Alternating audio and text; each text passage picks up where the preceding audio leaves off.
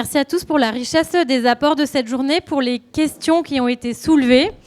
Voilà, l'intérêt de... Enfin, on a parlé d'agriculture bio, d'engagement de différents acteurs dans l'agriculture bio, de cohérence, de technique, de globalité de l'approche bio, de diversité et de diversité des acteurs, avec une invitation à vraiment travailler ensemble de plein de manières différentes.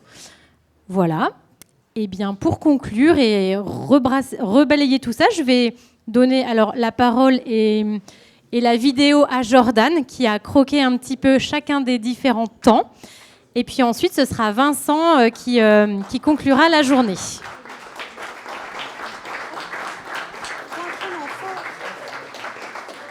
Merci beaucoup. Alors, ça marche ? Si, c'est que... Voilà. Je voulais vous proposer de rebalayer rapidement tout ce qui a été dit, comme ça vous fait un petit reminder pour votre trajet de retour. Et puis je vais en profiter pour faire des zooms parce que vous n'avez peut-être pas trop vu à l'écran. On a commencé avec François Mercier qui nous a replacés dans le contexte de l'évolution du climat, notamment sur le bassin de la Seine. Je ne sais pas si vous vous souvenez, il y avait le travail sur les 3 scénarios du GIEC. Moi, ça m'a marqué, la hausse des jours à plus de 30 degrés. Je suis un peu plus au sud que vous, moi je suis en Charente-Maritime, mais 30 degrés en Normandie, ça commence à poser des questions, quoi. Moins de jours de gel, plus de pluie en hiver, moins de pluie en été. Ça, je crois que ça va être à l'échelle de la France. Et des événements extrêmes beaucoup plus fréquents. Donc, je pense que pour un certain nombre d'entre vous qui sont dans la salle, ça doit... vous le savez déjà, mais ça ne doit pas vous rassurer beaucoup. Caroline a complété en nous rappelant que chaque année va devenir exceptionnelle. Ça, c'est pareil pour ceux qui sont agriculteurs. Je pense que ça fait une bonne dizaine d'années qu'on n'a que des années bizarres.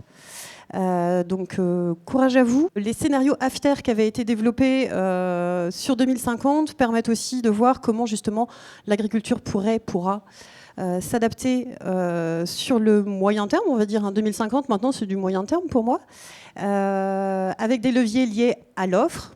Certains posent un peu question. La baisse de l'élevage, c'est toujours une question qui revient, et puis des leviers liés à la production. Moi, j'avais bien aimé le fait qu'on redise que les semences sont un bien commun. Ça me semble évident. Et puis Vincent qui nous avait parlé des fermes bio, de la conversion en bio qui connaît des aléas, du travail qui a été ensuite présenté, et l'idée de redonner espoir. Je pense qu'on en a tous besoin, mais vous d'autant plus. Je continue avec la séquence 2. Est-ce qu'on s'y retrouve ? Oui. On avait eu un contexte assez rapide de Laurence qui nous rappelait que la sélection en bio pour la bio, l'idée principale était d'élargir les bases génétiques. Tu nous avais parlé du blé tendre qui est maintenant disponible en AB depuis quelques années. Et puis des gradients de sélection dans la bio, des évolutions de la réglementation. Dans l'ordre, on avait eu ensuite, c'est ça, les chercheurs qui nous ont rappelé qu'on n'a pas encore assez cherché. Là, il y a peut-être un appel à prendre le relais pour que Bernard puisse partir en retraite tranquille. Le rappel aussi que sélectionner, c'est éliminer. Donc on ne garde finalement que les meilleurs des meilleurs, comme aujourd'hui. Et puis Noémie nous avait parlé de la filière Guastel, de blé biscuitier plus, parce qu'il va pouvoir faire plein de choses, ce blé. Voilà, 25 ans de sélection dans le blé tendre. Quand on disait tout à l'heure qu'on était à moyen terme pour 2050, on est raccord, quoi. Ensuite, Bénédicte nous a présenté... Je ne sais plus si c'était dans cet ordre-là. Oui, c'est ça. Bénédicte nous a présenté le travail qui est fait du côté de chez Biostat, avec un travail là aussi d'une grande pertinence pour rechercher de la stabilité dans un monde qui bouge. Ça, c'est toujours les grands enjeux qui sont quasiment indémêlables. Moi, j'ai été touchée par le microbiome sain, donc vous voyez, j'ai pris un petit peu de place pour le dessiner. Oui, la bio, c'est pas simplement la production, c'est aussi l'état du sol sur lequel vous travaillez, donc merci de le respecter. Utiliser le levier génétique, le lobby est nécessaire aussi. Là, oui, moi, ça, c'est des choses que je ne maîtrisais pas, mais je découvre qu'il faut faire du lobby anti-OGM, anti-CRISPR-Cas. Bon, voilà, merci de prendre ce rôle-là aussi, parce qu'il faut être sous tous les angles. Et puis, Adrien nous a rappelé comment est-ce qu'on crée des blés adaptés à nos besoins, comment est-ce qu'on fait des essais à la ferme, et voilà, comment décliner ce travail de recherche dans de l'application au champ, avec un objectif de peut-être à terme réussir à trouver des royalties sur ce terrain-là qui pourrait permettre d'asseoir votre résilience à vous aussi. Et pour finir, non, mais pas pour finir, il y en avait 3. Est-ce qu'on voit bien? Oui. Il y a un petit peu de flou là, mais vous m'excuserez, je remettrai un peu ça en ordre. Jérôme a commencé par nous parler de la recherche et du lien entre diversification et santé des plantes à différentes échelles, à l'échelle des espèces, des parcelles, des paysages. Moi, ça me parle beaucoup parce qu'en fait, ma formation, c'est paysagiste, donc forcément, ça me touche. C'était intéressant aussi, moi j'ai trouvé de rappeler que finalement ce sont les agriculteurs locaux qui ont qui ont la possibilité d'expérimenter au quotidien, et que donc c'est grosso modo eux qui ont le pouvoir d'expérimenter sur ces questions-là. Estelle et Vincent qui est revenu pour nous présenter alors le travail là aussi de sélection à la ferme, mais de populations diversifiées, adaptées aux différentes situations, aux différents pédoclimats, aux différentes pratiques, le tout dans une sélection participative qui permet d'allier des valeurs, de la pédagogie, de la frugalité et de l'empowerment. Je ne m'attendais pas à avoir ce mot-là aujourd'hui, je suis ravie qu'il soit là. Et les EMA, comme on a dit, les EMA qui nous ont présenté aussi donc, la méthodologie innovante, engagée et artisanale qui permet de concilier le rendement au champ et à l'usine par la création de PEPS. Alors, cet acronyme est assez sympa, je trouve. Des populations évolutives présélectionnées qui permettent là aussi d'aller plus loin dans la diversité. Pas mal de belles suites à voir, je pense, sur ce travail de recherche. La gestion des populations, là aussi, ça avait pas mal fait parler par la suite dans les questions. Et il y a des questions intéressantes qui vont boucler par rapport à tout ça. Voilà. Et j'arrive à la 4e.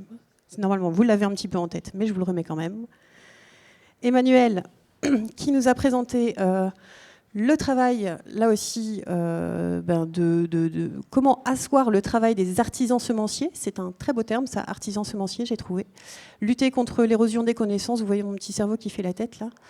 La diversité génétique, le fixisme, alors sortir du fixisme variétal, ça, j'avoue que je ne l'aurais pas écrit toute seule, mais on le comprend maintenant après 6-8 heures à discuter de tout ça. Maintenant, ça passe nickel. Et puis, je vous ai forcément dessiné cette tomate variété été pourrie, parce que ça, c'était quand même la jolie trouvaille de votre démarche. Chez Biocop, on nous a rappelé les 6 grands engagements pour la biodiversité et puis le rôle d'interface surtout que vous avez entre les différents acteurs, les consommateurs, les producteurs, les industriels, les multiplicateurs, les commerçants, et comment vous pouvez œuvrer justement pour rallier tous ces partenaires au sein d'une filière efficace. Et puis, on a fini avec Lucie et Arnaud, qui nous ont présenté, donc pour Lucie, le travail d'Ecotone, votre programme Farmtastic, avec des fermes qui sont déjà au top, on va dire, mais sur lesquelles on pourrait aussi travailler sur les semences. Donc, je trouve intéressant que Lucie reparte aussi avec cette idée pour avancer dans son groupe de travail. Et puis, ce qui était intéressant dans vos 2 interventions, j'ai trouvé, c'était vraiment comment est-ce qu'on éduque le consommateur, comment est-ce qu'on explique, comment est-ce qu'on propose les bons produits finaux, et comment est-ce que toute la filière va bénéficier de ce travail d'éducation et de connaissance sur des sujets qui sont quand même un petit peu pointus. Voilà. Je pense pouvoir dire que vous retrouverez ces visuels dans votre boîte mail la semaine prochaine. bientôt, quoi. Et voilà, merci beaucoup pour l'invitation. Merci beaucoup, Jordan. Et ces visuels, voilà, ça vous permettra de garder mémoire de cette journée. Et puis, on les fera passer aussi, je pense, pas mal sur LinkedIn. Donc, vous pourrez les transmettre à vos partenaires aussi pour qu'on puisse continuer ce travail d'éducation, finalement, de transmission, de sensibilisation sur le sujet des semences. Donc, n'hésitez pas à partager tout ce que vous avez découvert aujourd'hui ou le fait qu'il faut faire du lien tous ensemble à vos différents clients et partenaires. Merci. Avant vous de faire le délicat travail de synthèse de la journée, je vais passer la parole à Philippe qui a envie de nous faire prendre un peu de recul sur ce qu'on a discuté aujourd'hui. Et c'est rapide, Philippe, parce que je te connais. Dézoomer un tout petit instant, ça a été évoqué au travers de l'agroforesterie, de Jérôme avec le paysage, aussi d'Ecotone avec les bandes fleuries. On a parlé essentiellement d'espèces autogames ou pollinisées par le vent. C'est-à-dire que l'effondrement de la biodiversité, c'est aussi surtout les insectes et les oiseaux. Donc il faut semer des fleurs qui portent du nectar tout autour donc de la biodiversité spécifique, autour de cette biodiversité variétale. Merci. Merci. Donc, semons des fleurs. Ce matin, quand j'ai pris la parole, j'ai commencé par vous dire que j'avais des états d'âme, que j'étais mal à l'aise, l'incohérence du monde par rapport aux enjeux qui sont face à nous, j'arrivais pas à les toucher du doigt. Je dois vous formuler un énorme merci parce que ça me fait du bien de voir des acteurs qui sont tout autour de la table et on a construit un langage commun et on voit la hauteur de la marche et j'espère qu'on va la lever très facilement. Donc, dans ces échanges aujourd'hui, on a vu plein de choses qui ont fait commun entre nous. Le premier, c'est un monde stable avec des ressources illimitées, c'est terminé, on le sait tous. Voilà, je pense que ça pose un constat. On est dans un monde qui bouge, on y est déjà, ça secoue. Comment faire dans un monde qui fluctue, dans un monde qui bouge ? Nous, la bio, les bio, on a vu que si on avait une diversité de profils bio, nous sommes une réponse à ces enjeux. Et on doit porter ces valeurs-là. Tout à l'heure, on a dit on est gentil. Oui, je crois qu'on est gentil, mais peut-être parce qu'on doute un peu de trop. Il faudrait qu'on statue un peu plus sur notre confiance en nous, je pense. Oui, on est sans doute trop gentil, mais clairement, défendons qu'on ait une réponse à ce monde de fluctuation. Autre élément qui fait le commun, c'est qu'il faut énormément de pédagogie. On est dans un monde qui fluctue, on met en place des nouvelles méthodes, on est un peu dans du pas à pas, du tâtonnement. Et il faut formaliser de la pédagogie pour parler de ce qu'on fait aux consommateurs, mais aussi aux paysans, des possibilités, des champs larges qu'on ouvre. Le nerf de la guerre, troisième point, c'est le modèle économique. Il est revenu quasiment partout. Alors moi, je suis content parce qu'en fait, j'ai quand même découvert pas mal de volets qui sont posés. Bien sûr, compter sur les politiques publiques. Bien sûr, il y a la part à prendre par les consommateurs, il y a la part à prendre par la distribution. La question du préfinancement, des fondations. Enfin voilà, en fait, on a déjà une multitude de possibilités autour de nous et on sait que dans un monde qui bouge, il faudra en inventer de nouvelles. Donc laissons-nous la créativité possible pour inventer de nouveaux modèles économiques. Mais là, j'ai envie de dire, c'est bien mignon, mais il y a urgence quand même, quoi. Parce que dans les fermes, ça va pas bien, donc il va falloir qu'on prenne ça à bras-le-corps très rapidement. Le quatrième point, j'ai l'impression que beaucoup de choses fait écho, et on l'a mis dans le titre principal, mais je crois qu'à cette époque-là, c'est moi qui avais poussé à ce que robuste soit mis dedans. Je n'étais pas encore très à l'aise avec ce concept-là, mais il est revenu beaucoup de fois, la robustesse. La robustesse, donc on l'a partagé tout à l'heure, c'est Olivier Hamon de l'ENS de Lyon, qui montre que finalement la robustesse, c'est la force pour un système de se stabiliser malgré les fluctuations. Et c'est clairement ce qu'on est en train de vivre. Et quand je dis tout à l'heure la bio a ses forces, c'est que la bio est un exemple de robustesse. Alors bien sûr, on doit l'optimiser, cette robustesse. Je pense qu'il faut absolument qu'on travaille cette thématique-là. Et derrière la thématique de robustesse, je vais garder les mots-clés qui me semblent vraiment importants. C'est 1, interaction entre les acteurs, la coopération, du partage. 2, arrêter la simplification, partons sur la complexité. 3, le temps, il doit être long, ça prend du temps. 4, vision systémique, vision globale. Et 5, pas spécialement la performance ou l'anti-performance. Je suis content, on n'a pas parlé de rendement aujourd'hui. Enfin, pour moi, c'est un signe qu'on n'est pas dans la recherche de performance. Et Olivier Hamon se base sur le vivant pour décrire la robustesse. Et il présente plein d'informations. Finalement, le vivant n'est pas spécialement performant. Le performance, comme nous, on l'entend en tout cas. Et ben, si ça vous fait écho également, je pense que c'est ça la suite. Essayer de creuser la performance, la développer, l'améliorer sur nos systèmes. La robustesse, voilà. Ouais, ça... Je sors de ce corps. Donc oui, partons ensemble sur la robustesse. Désolé, ça fait plaisir quand même.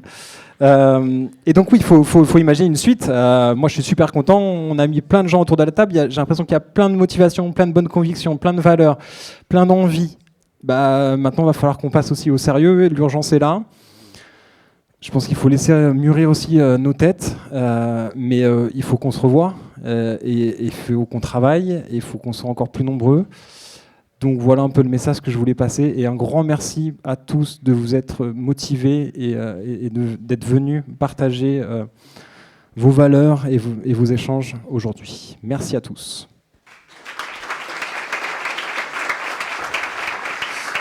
Et